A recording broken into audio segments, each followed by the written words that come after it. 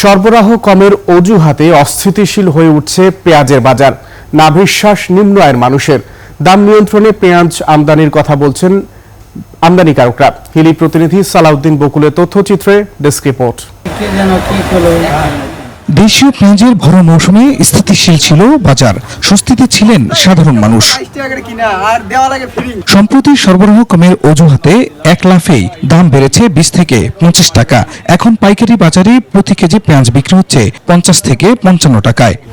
ইনশাআল্লাহ এমন বাস্তবতায় পেঁয়াজের বাজার নিয়ন্ত্রণে আমদানির অনুমতি চান আমদানিকারকরা। কিছু মজুতদারির জন্য যে এমন ভাবে মজুতদারি শুরু করছে যে 35 টাকার পেঁয়াজ আজকে মোটামুটি 20 দিনের মধ্যে 55 টাকা নিজে খাড়া করছে।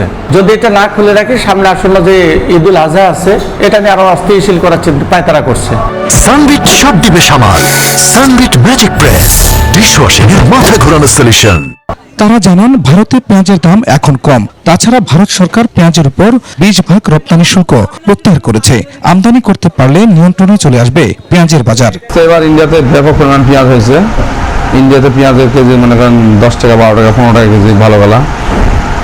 এই পেঁয়াজ দিলে আমাদের সরকার অনুমতি দেয়, আমরা পেঁয়াজ নিয়ে আসলে বাংলাদেশে আমরা ধরেন পেঁয়াজ কম দামে বেচতে হবে ইনশাল্লাহ। এদিকে পেঁয়াজের আমদানির বিষয়টি চিন্তা ভাবনা করা হচ্ছে বলে জানায় বন্দর কর্তৃপক্ষ। যদি বাজার ঊর্ধ্বগতি হয়, আগামীতে হয়তো আবার সরকার আমদানি করতে পারবে, যেটা আমরা সবাই জানতে পারবো। হিলি স্থলবন্দর দিয়ে সবশেষ 3 মার্চ পেঁয়াজ আমদানি করা হয়। কৃষকের উৎপাদিত পেঁয়াজের ন্যায্য মূল্য নিশ্চিতে আমদানি বন্ধ রেখেছে সরকার। Khurshid Alam, desk report, 21 television.